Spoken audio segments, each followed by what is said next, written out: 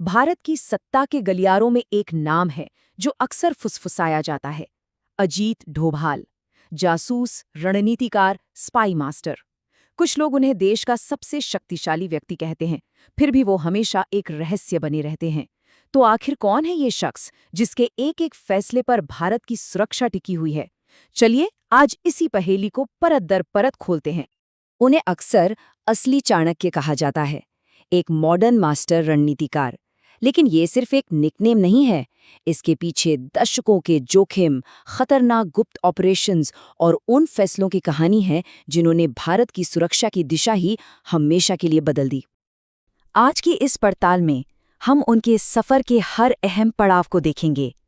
कैसे एक युवा पुलिस अफसर एक खूंखार जासूस बना, कैसे उसने देश के सबसे मुश्किल ऑपरेशंस को अंजाम दिया, सत्ता और विवादों का सामना किया, और आखिर में कैसे वो भारत की सुरक्षा का सबसे बड़ा वास्तुकार बन गया।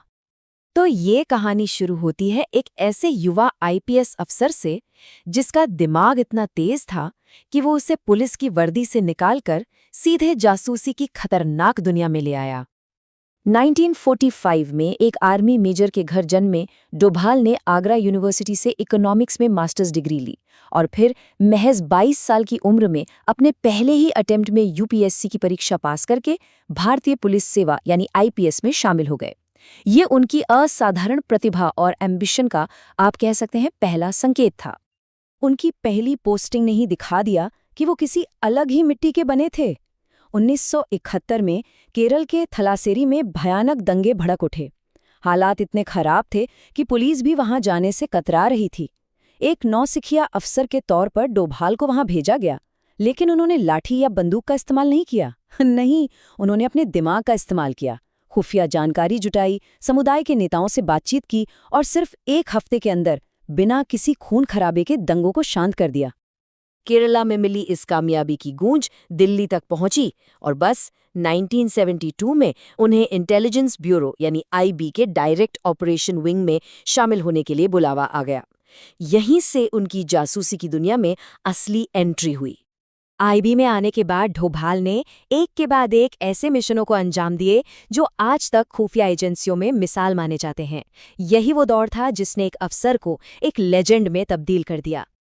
मिजोरम में उस वक्त उग्रवाद चरम पर था।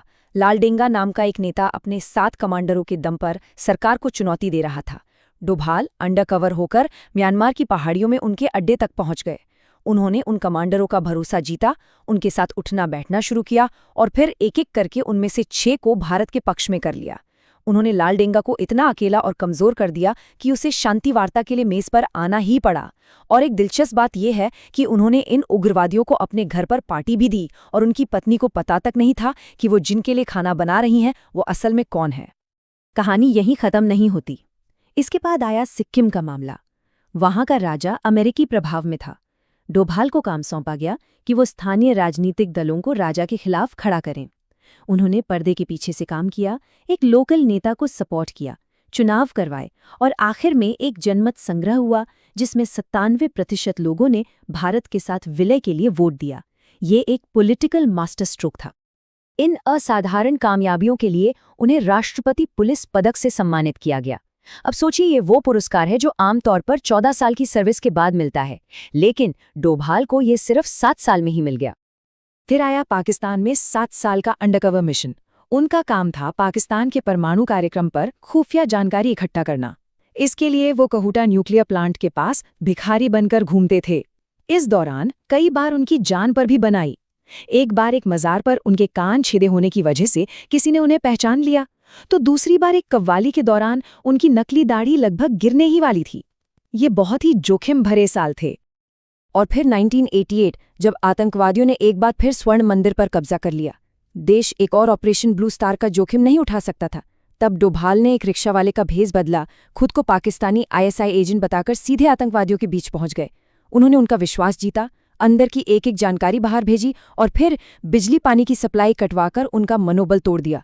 नतीजा, बिना एक गोली चलाए आतंकवादियों ने सरेंडर कर दिया। लेकिन कहानी सिर्फ जासूसी की नहीं है। आईबी से रिटायरमेंट के बाद डोभाल का एक नया दौर शुरू हुआ जो सत्ता, राजनीति और गहरे विवादों से भरा था। क्या भारत ने कभी दाऊद इब्राहिम को पकड़ने का एक सुनहरा मौका गवा दिया था? ये कहानी है साल 2005 की, जब डोभाल ने भारत के सबसे वांटेड गैंगस्टर को खत्म करने का एक बहुत ही साहसी प्लान बनाया था। प्लान की शुरुआत हुई एक खुफिया जानकारी से। दाऊद दुबई में अपनी बेकी के रिसेप्शन में आएगा। डोभाल ने एक अनोखा गठबंधन बनाया। दाऊद के दुश्मन छोटा राजन के 2 शूटरों को इस काम पर लगाया। लेकिन टकराव तब हुआ जब डोभाल दिल्ली के एक होटल में शूटरों को ब्रीफ कर रहे थे और मुंबई पुलिस ने उन्हें गिरफ्तार कर लिया। नतीजा, पूरा ऑपरेशन फेल हो गया। कहा जाता है कि डोभाल इतने गुस्से में थे कि उन्होंने एक पुलिस अफसर से कहा, मैं तुम्हें सबक सिखाऊंगा। आलोचकों ने आरोप लगाया कि ये मिशन सत्ता में वापसी के लिए उनकी एक चाल थी। इसके बाद 2009 में डोभाल ने आरएसएस से जुड़े एक संगठन की मदद से विवेकानंद इंटरनेशनल फाउंडेशन यानी VIF की स्थापना की। ये एक बहुत ही प्रभावशाली थिंक टैंक था जिसने उन्हें सत्ता के केंद्र में वापस लाने की नींव रखी। VIF सिर्फ एक थिंक टैंक नहीं था, इसने विदेशों में भारतीय कालाधन पर एक रिपोर्ट छापी और अन्ना हजारे और अरविंद केजरीवाल जैसे चेहरों के साथ सेमिनार आयोजित किए। कहा जाता है कि इसी ने उस भ्रष्टाचार विरोधी आंदोलन की आग को हवा दी जिसने तत्कालीन कांग्रेस सरकार की नींव हिला दी थी। देखिए, सत्ता के साथ विवाद भी आते हैं। उन पर कश्मीर में PDP पार्टी बनवाने का आरोप लगा। उनके बेटे शौर्य डोभाल की कंपनी में एक पाकिस्तानी को-फाउंडर था और उसे विदेशी रक्षा कंपनियों से स्पॉन्सरशिप भी मिलती थी। उनके दूसरे बेटे विवेक डोभाल पर यह आरोप लगा कि उन्होंने नोटबंदी के ठीक 13 दिन बाद केमन आइलैंड्स में एक हेज फंड शुरू किया। हालांकि इस कहानी का एक और पहलू भी है। इन आरोपों का अंत अदालत में हुआ।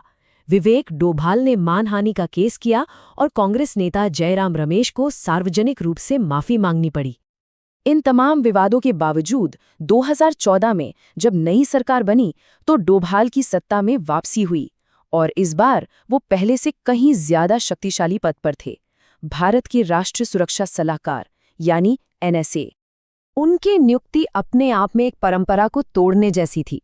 ज्यादातर NSA भारतीय विदेश सेवा यानी IFS से होते थे, मतलब डिप्लोमैट, लेकिन डोभाल पुलिस और खुफिया विभाग की बैकग्राउंड से आए थे। ये एक साफ संकेत था कि अब अप्रोच ऑपरेशंस फर्स्ट होगी। और NSA बनते ही उन्होंने भारत की सुरक्षा नीति को हमेशा के लिए बदल दिया। उन्होंने पेश किया डोभाल सिद्धांत, जिसे डिफेंसिव ऑफेंसिव भी कहते हैं। मतलब सीधा था, भारत अब सिर्फ हमलों का इंतजार नहीं करेगा, अगर कोई खतरा है तो भारत दुश्मन के घर में घुसकर उसे खत्म करेगा। आज अजीत डोभाल लगातार तीसरी बार NSA हैं। उन्हें कैबिनेट मंत्री का दर्जा मिला हुआ है और उनके पास अभूतपूर्व शक्तियां हैं।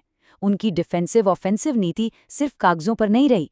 म्यांमार में क्रॉस बॉर्डर स्ट्राइक से लेकर इराक में फंसी नर्सों को सुरक्षित निकालने तक और पाकिस्तान के अंदर की गई सर्जिकल स्ट्राइक तक, हर बड़े और साहसी सुरक्षा फैसले के पीछे उन्हीं का दिमाग और इच्छा शक्ति रही है।